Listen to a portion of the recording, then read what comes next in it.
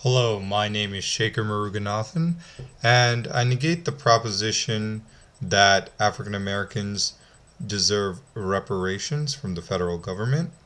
There are many reasons I take this point of view.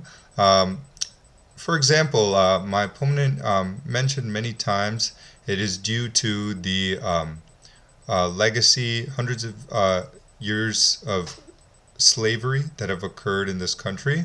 Um, to note, the 14th Amendment has abolished slavery, and also there are no black slaves living today.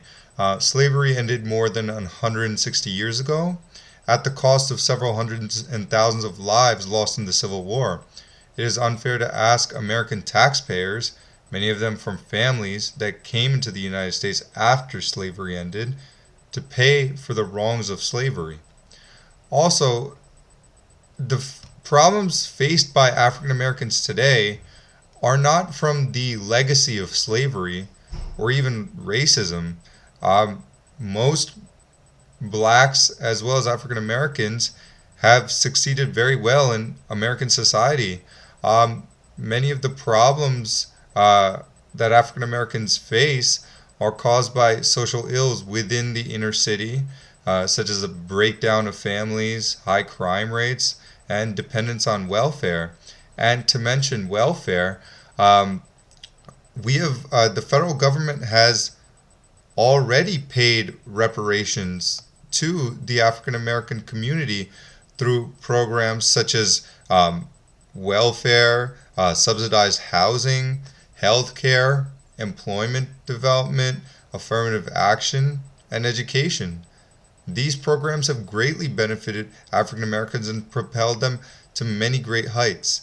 And if we go on to give them further reparations, it is not allowing African Americans to go ahead and self-propel themselves and make the true effort, as every American does, to make a living in this country.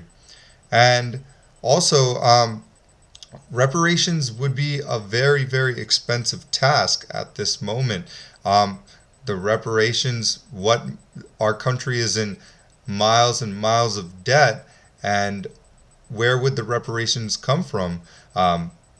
Taxpayer money, and to require taxpayers to shell out hundreds of thousands of dollars to fund this effort won't be right for those who don't even were not involved in this issue at all. And also, who would receive these reparations? Would it be the descendants of slaves? All black individuals?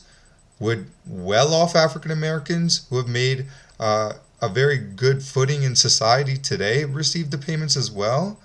And if these sort of funds were gathered together, who would be able to administer this process?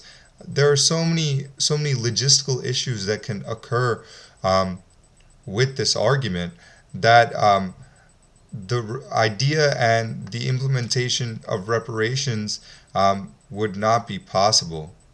So these are just a few of so many reasons why reparations are not